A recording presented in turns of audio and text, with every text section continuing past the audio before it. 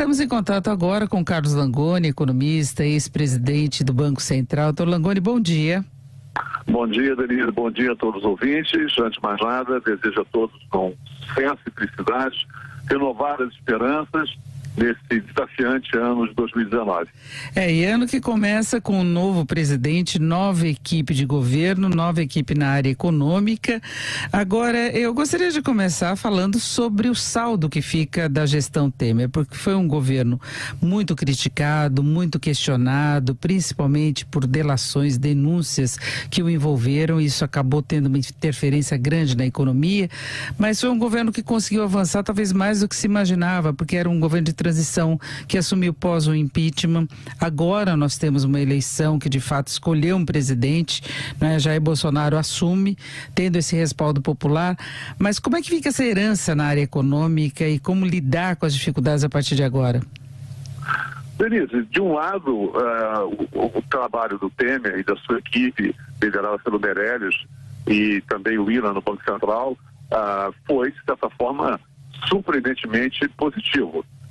Nós saímos de forma definitiva de uma recessão profunda, a economia ainda se recupera em marcha lenta, o desemprego continua muito elevado, mas de fato houve algum avanço importante, principalmente, eu diria, duas reformas merecem destaque. O teto dos gastos, que é uma reforma constitucional inovadora e corajosa, e que foi aprovada pelo governo Temer, e também a reforma trabalhista, né? Modernizando o nosso sistema de lei trabalhista muito antiga, muito obsoleta, que vem da época do Getúlio, e, portanto, mais flexibilidade para permitir a redução da informalidade. Mas nós ficamos no meio do caminho. Nós realmente ficamos no meio do caminho, a economia vai crescer um pouco menos de 1,5%, é muito frustrante para uma economia com potencial da economia brasileira. Agora, o principal desafio seria a reforma da Previdência. Jair Bolsonaro ontem, nos dois discursos que fez, em um deles não falou em reforma, no segundo, já com a faixa presidencial, citou a reforma, mas sem ser muito específico em relação à da Previdência. Mas, de qualquer modo, a sinalização dada durante a campanha, e principalmente por Paulo Guedes, é de que a reforma virá, não é? Não, eu achei interessante no discurso do presidente Jair Bolsonaro, primeiro, a ênfase que ele deu a um novo modelo de desenvolvimento baseado no livre mercado, na eficiência alocativa, nos ganhos de produtividade, o destaque dado à abertura da economia. Ele fala, assim, em reformas estruturantes. Eu acho que é correto.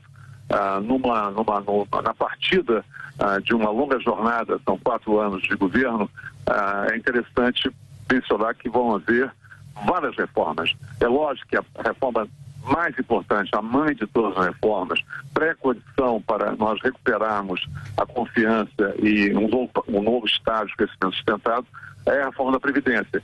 E certamente ela será o foco da equipe econômica ainda nesse primeiro semestre. Agora, em termos de agenda microeconômica, o senhor estava citando esses pontos colocados por Jair Bolsonaro, pelo presidente, referentes à diminuição de burocracia, melhoria da competitividade, né, esse novo modelo de desenvolvimento. Nós tivemos uma agenda importante também durante o governo Temer, do ponto de vista microeconômico, né? É verdade, Denise. A mais importante, eu acho, foi revitalizar as concessões em vários segmentos, inclusive de infraestrutura, mas o marco principal foi corrigir as graves distorções do marco regulatório do setor de óleo e gás, permitindo a retomada de grandes e maciços investimentos no setor do pré-sal.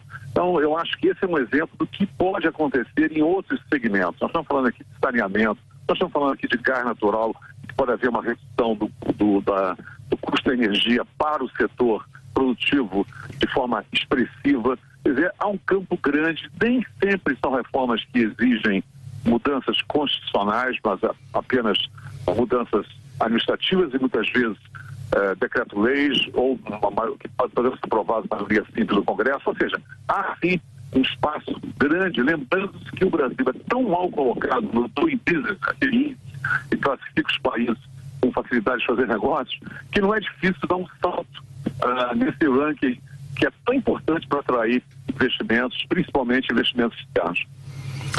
E tem a questão externa, internacional, que foi um ponto também bastante colocado por Jair Bolsonaro. Eu acho que o governo Temer ficou devendo alguma ofensiva maior em termos de abertura comercial, de acordos comerciais. Até houve um redirecionamento parcial, mas nós não tivemos avanços maiores, né? A balança comercial reagiu muito ainda em função de importações fracas, agronegócio.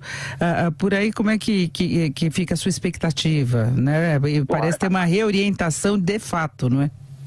Não, a abertura eu achei bastante interessante ele ter destacado a abertura da economia no seu discurso de posse como uma grande alavanca para o crescimento, uma grande alavanca para atrair novas tecnologias.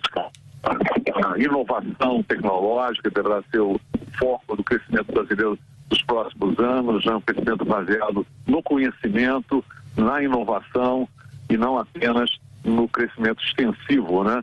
Na incorporação de mão de obra de baixa qualificação. Então eu acho que na abertura é um campo enorme, Denise. Nós estamos no Brasil há anos que não faz praticamente nada em matéria de abertura. O único movimento que nós fizemos foi um movimento de natureza geopolítica e ideológica, que foi incorporar a Venezuela ao Mercosul. E mais nada, é um acordo com Israel e ficamos por aí. Não conseguimos fechar o acordo com a União Europeia, não temos uma agenda de negociação com a China para diversificar nossa pauta de exportações, não sentamos nos Estados Unidos para discutir vários aspectos, inclusive de propriedade intelectual, que são fundamentais, que interessam aos Estados Unidos, interessam ao Brasil. Esquecemos a costa pacífica da América Latina, além do Chile, temos Colômbia, Peru. Timidamente estamos conversando com o México. O México é um fortíssimo candidato para ser um parceiro comercial brasileiro. Tem toda a Ásia esperando para que o Brasil faça alguma coisa. Ou seja, a abertura é uma agenda riquíssima e que o Brasil poderá, sim, usar como instrumento de alavancar o crescimento, sair dessa relativa estagnação que não gera benefícios sociais. Em relação às contas públicas, nós tivemos um saldo de 2018 um pouco melhor do que o rombo previsto, do que a meta estabelecida, mas não dá muita folga também quando se pensa inclusive em teto de gastos, não apenas em reversão desse quadro deficitário, né? Em relação ao ajuste fiscal, é um problema que o presidente destacou, falando não vamos gastar mais do que arrecadamos, mas é um problema que vai além do presidente da República, a nível do governo federal. Todos os governadores terão que se empenhar nessa nova desafio da austeridade. A austeridade exige medidas difíceis no curto prazo. São poucos estados da União que podem, que tem uma situação fiscal equilibrada. Acho que a equipe econômica vai, sim, adotar medidas pontuais como cessão onerosa, repatriação dos recursos BNDES, para dar um fôlego inicial ao ajuste. Mas a solução definitiva da questão fundamental, que é uma trajetória insustentável da relação dívida bruta PIB, essa passa por reformas estruturantes, reforma da Previdência, reforma tributária. Nós ouvimos Carlos Langoni, economista e ex-presidente do Banco Central. Dr. Langoni, muito obrigada, um ótimo dia, feliz 2019. Denise, obrigado a você, obrigado a toda a equipe de jornalismo da Jovem Pan, a todos os ouvintes. Eu estou com um otimismo moderado, mas bastante confiante na capacidade, na competência dessa equipe técnica liderada por Paulo Guedes, que está com uma visão correta do futuro da economia brasileira. O diagnóstico é preciso, falta agora apenas implementar. Isso vai depender também, lógico, da governabilidade, do apoio do Congresso.